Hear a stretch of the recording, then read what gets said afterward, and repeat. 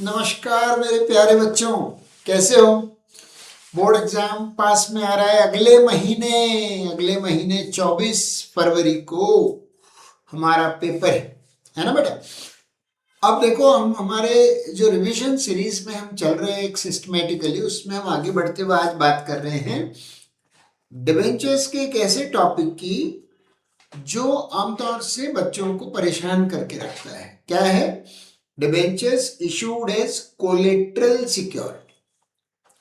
Collateral का मतलब होता है एडिशनल सिक्योरिटी, एक्स्ट्रा सिक्योरिटी जो हमको देना पड़ती है, गारंटी फॉर लोन। इसका मीनिंग क्या है समझो। अगर कोई कंपनी है, जैसे फॉर एग्जांपल XYZ लिमिटेड, उसको चाहिए कुछ लोन, वो गई बैंक के पास लोन मांगने कि साहब मुझे 100 करोड़ रुपए का लोन दे दो। तो बेटा वो बैंक कोई खैराती या धर्मशाला खोल के तो नहीं बैठी है। बैंक अगर आपको लोन देगी तो बैंक लोन के बदले में कुछ ना कुछ गिरवी मांगेगी, मॉर्टगेज मांगेगी, हाइपोथिकेशन, कोलेट्रल। बिल्कुल सही बोला आपने। यानी बैंक बोलेगा कि आपको लोन दे देते हैं, मगर आप इसके बदले में हमारे पास क्या गिरवी कर सकते हो, क्या सिक्योरिटी दे सकते हो।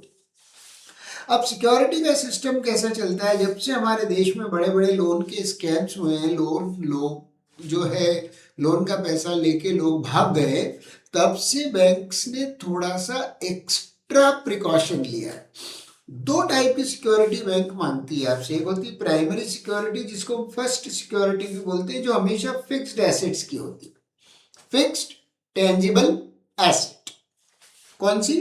Primary security, fixed tangible asset, यानी building, furniture, machinery, equipments, vehicle, आपका ये सारी चीजें जो है एक्सेप्टेड होती है। फिक्स्ड टेंजिबल एसेट, ध्यान रखना, फिक्स्ड टेंजिबल एसेट। लेकिन इन सिक्योरिटीज के साथ एक बीमारी है, एक परेशानी है। क्या परेशानी है? इनमें लगता है डेप्रीसिएशन। तो टाइम के साथ इन एसेट्स का वैल्यू कम होते जाता है, सिवाय लैंड के। अपन जानते हैं कि land is not a depreciable asset, land में डिप्रिसिएशन नहीं होता है, बाकी चीजों में डिप्रिसिएशन होता है। तो लैंड अगर आप गिरवी कर रहे हो तो क्या बात है, वारे ने आ रहे हैं, बैंक भी बहुत मुस्कुराता है, वो उसको सिक्योरिटी में लेगा। लेकिन बाकी के एसेट्स अगर आप दे रहे हो तो बैंक सवाल खड़ा करता है कि यार तुम्हारा ये फिक्स्ड एसेट है, तुमको मैं लोन दे रहा हूँ 100 करोड़ का लोन, 10 साल के लिए दे रहा हूँ, तो आज तुम्हारी मशीन 10 करोड़ की दिख रही है ना, या 150 करोड़ की दिख रही है, लेकिन 10 साल बाद थोड़ी ये 150 करोड़ की रहेगी। अगर आप मुझसे 100 CR का लोन ले रहे हो और 150 CR की मशीन मेरे पास गिरवी कर रहे हो, तो आज तुम्हारी मशीन 150 CR की है ना, तो 10 साल बाद थोड़ी 150 CR की रहेगी। एक इमेजिन करके देखो, एक काल्पनिक अपन एक बनाते हैं, ये छोटा सा मान लीजिए कैसा मैंने ग्राफ बनाया, और मैं कह रहा हूं कि आज की डेट में ये है मेरे लोन का अमाउंट, है ना, 0 CR, 50 CR, 100 CR, ये है मान लीजिए मेरे लोन का अमाउंट। और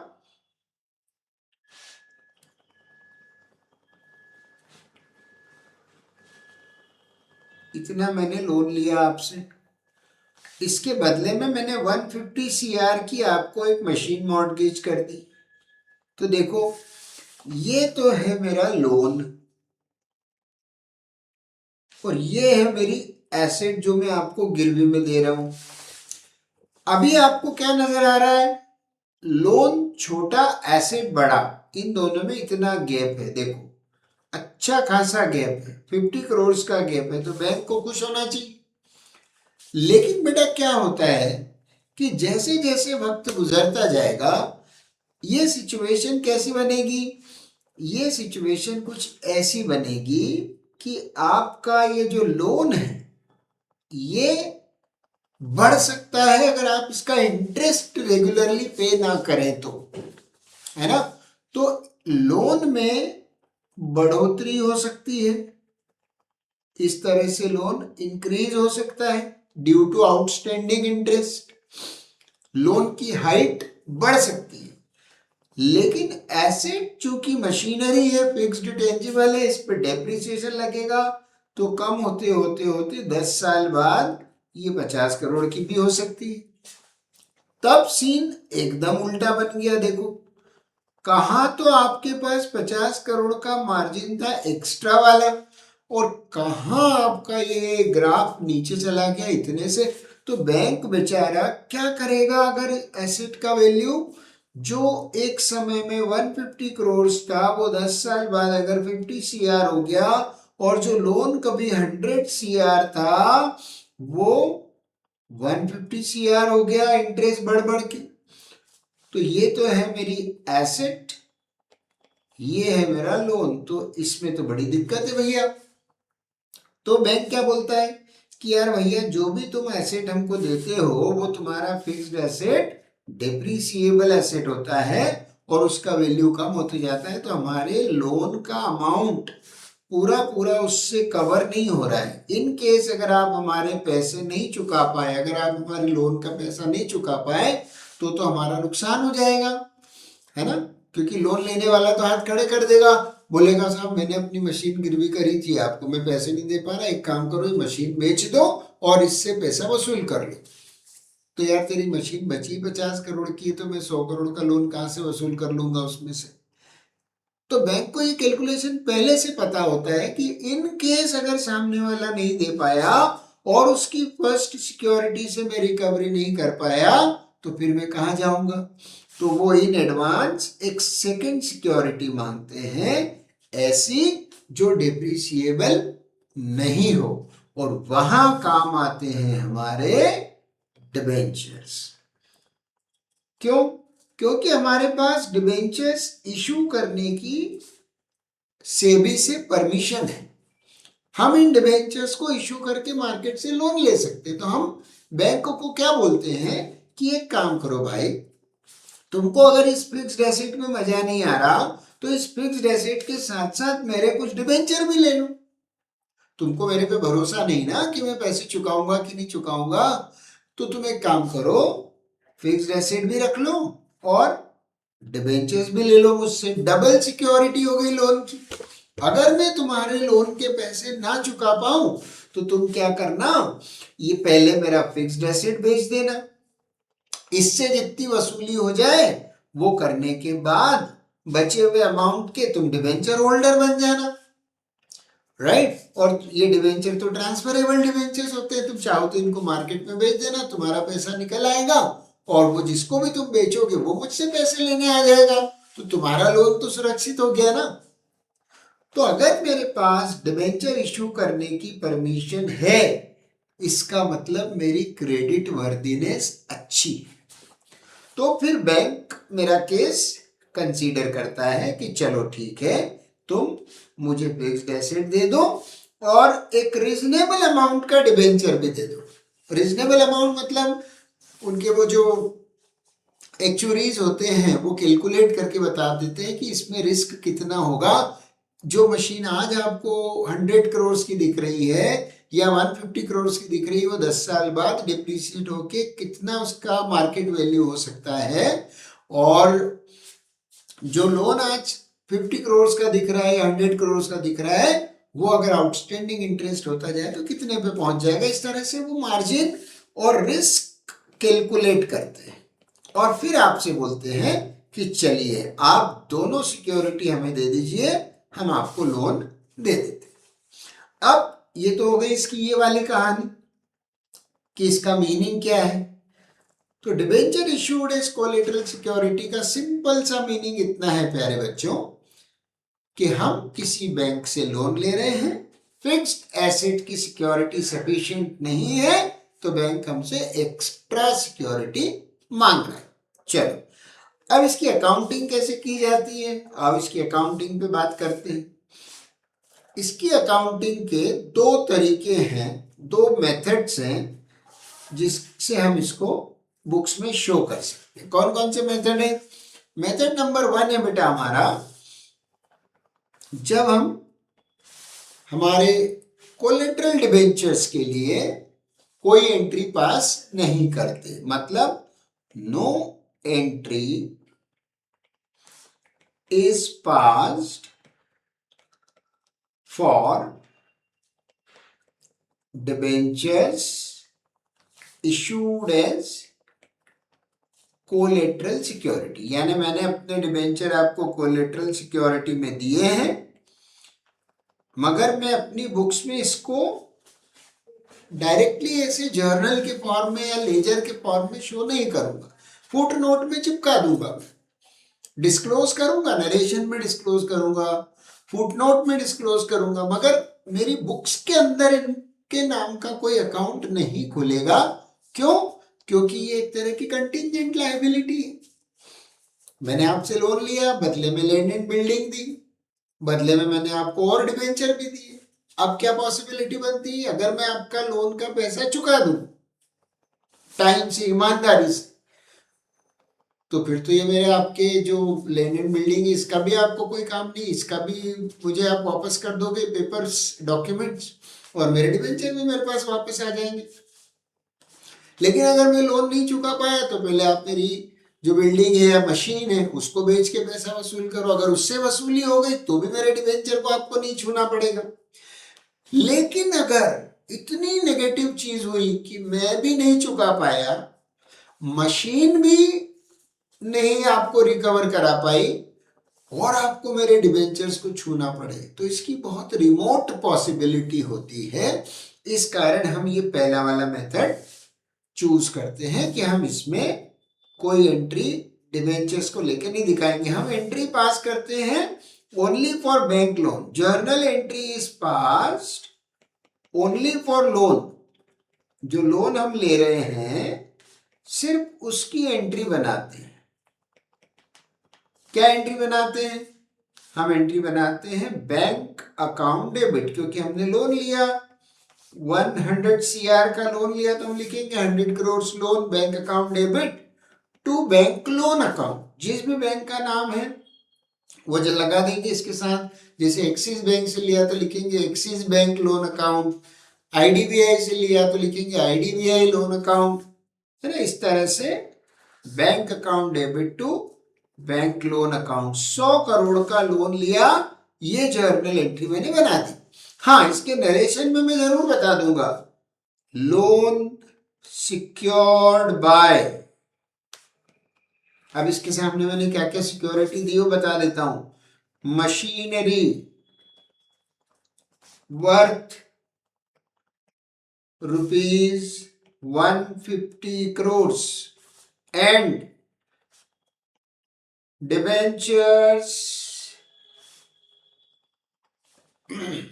ऑफ रुपीज से, अब मैं इसमें मान लो 25 करोड़ के डिबेंचर्स भी दे रहा हूं।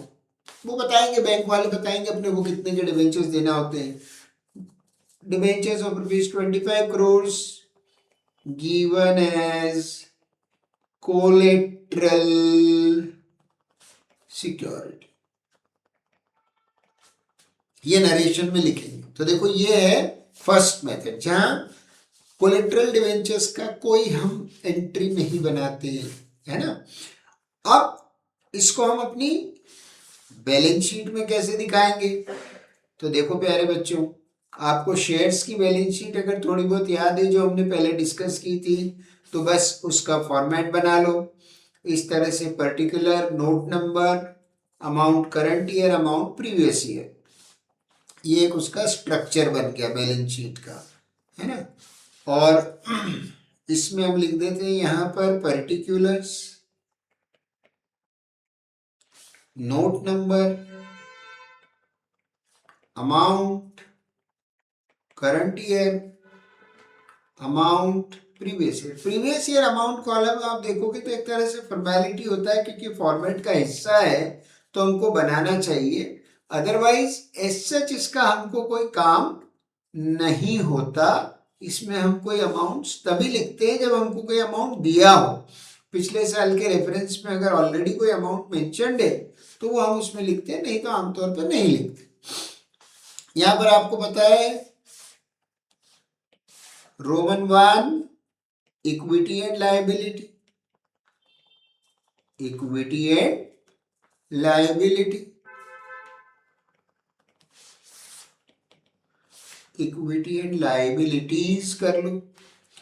उसके अंदर में आपको पता है पहले आता है शेयर होल्डर फंड्स, लेकिन लोन ले रहे हो तो ये शेयर होल्डर फंड तो है ही नहीं। तो एक आती है इसके अंदर कंपोनेंट है जिसका नाम है non current liability. Very good, सही कह रहे हो आप। दूसरे नंबर पे आती है non current liability,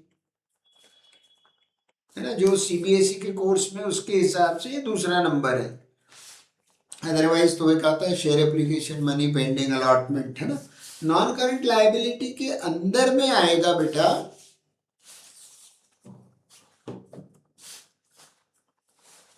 non current liability के अंदर में आएगा long term borrowing, long term borrowing. Long term borrowing का अपन बनाएंगे एक नोट, उसमें हम नोट्स में एक्सप्रेस करेंगे कि हम इसको किस तरह से दिखा रहे हैं। और सेकंड नंबर पे आता है एसेट। तो आमतौर पे हमारे सिलेबस में एसेट का एक्सप्रेशन नहीं है कि एसेट कैसे आएगा, नहीं तो यहाँ पर आपको क्या करना है, एसेट में दिखा देना है करंट एसेट्स, और करंट एसेट के अंदर आपका कैश और कैश इक्विवेलेंट आपको पता है, उसको आप यहाँ पर एक्सप्रेस कर सकते हो। मतलब बेसिकली आपसे पूछा जाता है how these transactions will appear in the balance sheet, तो ये लोन कैसे दिखेगा। तो यहां पर हम इस टाइप से बैलेंस शीट का स्ट्रक्चर बना लेते हैं। नोट्स टू अकाउंट्स बनेंगे, नोट्स टू अकाउंट्स।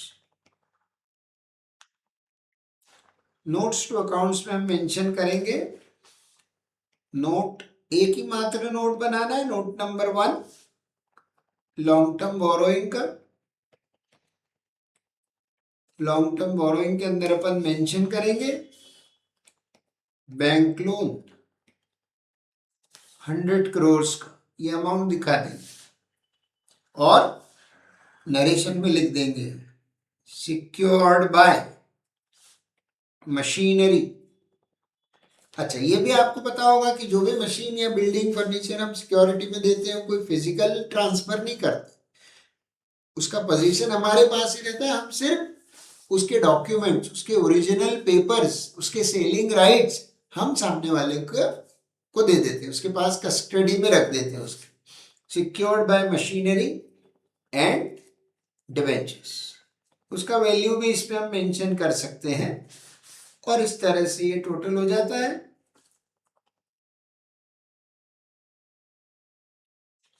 और इस अमाउंट को हम यहां पर लाके लिख देते हैं कि हमने 100 करोड़ उधार लिए हैं और हमारी बैंक में भी 100 करोड़ का बैलेंस।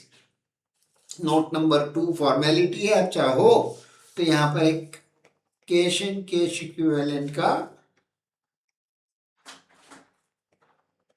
ऐसा बना सकते हो जिसमें आप लिख दोगे बैंक बैलेंस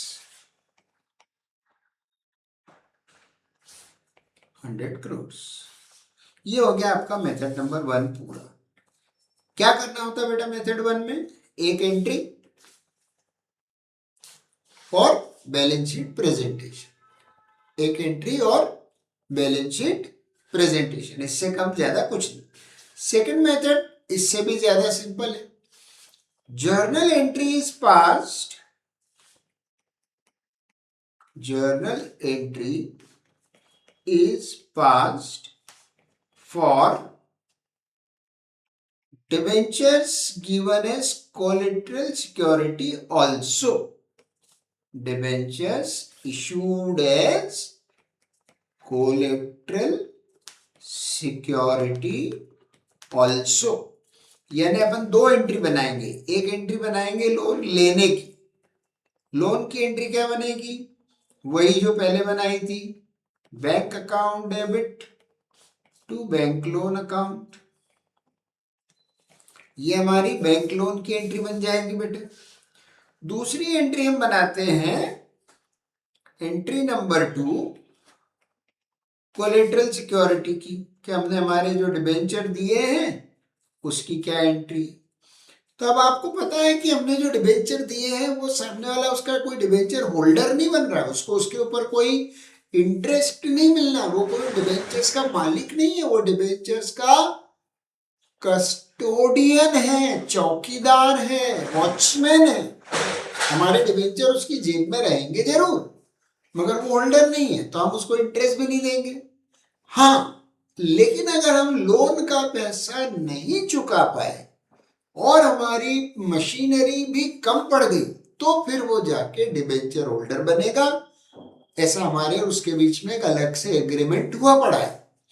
तो जिस दिन हम लोन के पैसे देने से मना कर दें, हाथ खड़े कर दें, और हमारी प्लांट एंड मशीनरी भी पर्याप्त ना हो, उस दिन वो बचे हुए अमाउंट के लिए डिबेंचर होल्डर बनेगा। तब तक वो डिबेंचर का सिर्फ एक चौकीदार है।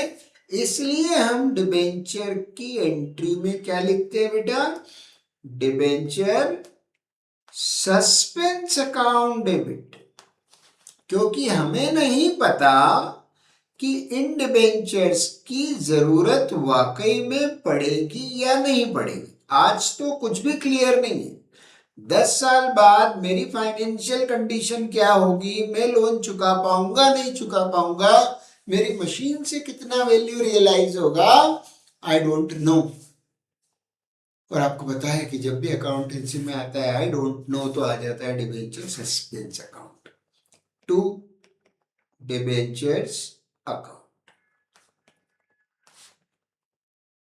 ऐसा क्वेश्चन एग्जाम में पूछते हैं 1 मार्कर का कि कोलेटरल डिबेंचर्स पे कितना ब्याज दिया जाएगा, या क्या कंपनी को डिबेंचर्स जो कोलेटरल सिक्योरिटी में दिया उस पर ब्याज देना पड़ता है? आंसर इज नो, क्योंकि वो डिबेंचर इश्यू ही नहीं हुए, वो डिबेंचर एक्टिवेट नहीं हुए। जैसे आपको किसी कंपनी ने सिम दे दी, आपने फोन में लगा ली, लेकिन अभी कंपनी ने उसको एक्टिवेट नहीं करी, तब तक आप कॉल थोड़ी कर सकते हो। तो डिबेंचर एक्टिवेटेड डिबेंचर्स नहीं है। वो एक्टिवेट कब होंगे? जब लोन की मैच्योरिटी डेट आएगी और आप हाथ खड़े कर दोगे पैसे देने से, और आपकी मशीनरी भी कम पड़ जाएगी, तब वो डिबेंचर अपने आप एक्टिवेट होंगे। तब तक तो वो खाली एक सस्पेंस अकाउंट है। और फिर इसको बैलेंस शीट में दिखाने का क्या तरीका है? तो देखो बेटा, बैलेंस शीट तो दोनों मेथड की सिमिलर बनती, मतलब आप देख के बता नहीं सकते कि फर्स्ट मेथड की बैलेंस शीट है या सेकंड मेथड की, इसलिए मैं इसको ऐसा का ऐसा ही कॉपी करके यहां लगा देता हूं कि ये बनेगी साहब सेकंड मेथड की बैलेंस शीट। राइट, सेम बनेगी। सिर्फ फर्क किसमें आएगा?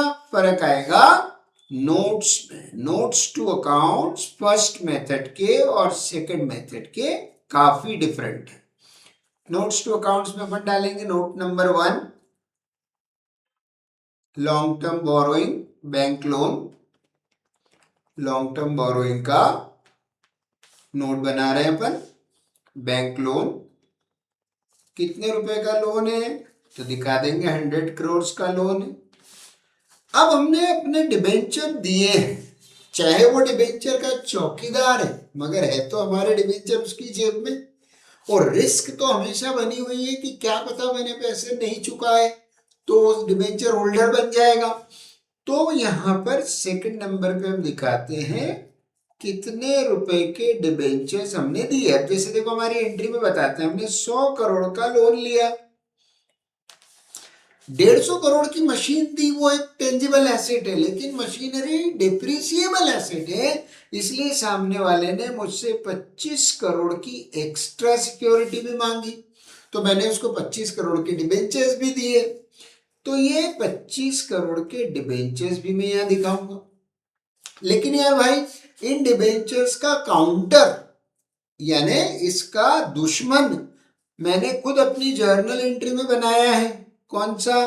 Debenture suspense account. ये डिबेंचर अकाउंट लायबिलिटी है, तो डिबेंचर सस्पेंस काउंटर है, उसका एसेट है, फिक्टिशियस एसेट है।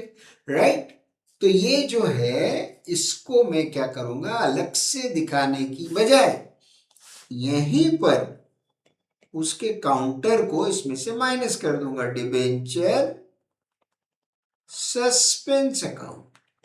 ये एक दूसरे को काट देते हैं। 25 करोड़ का मैंने डिबेंचर सस्पेंस अकाउंट भी खोला, वो इसमें से माइनस हो गया। ये इसका प्रेजेंटेशन याद रखिएगा। डिबेंचर सस्पेंस को अलग से आपको बैलेंस शीट में एसेट साइड पे दिखाने की जरूरत नहीं है, क्योंकि ये एक्चुअली एसेट है ही नहीं, ये डमी एसेट है, डमी अकाउंट खोला है ना।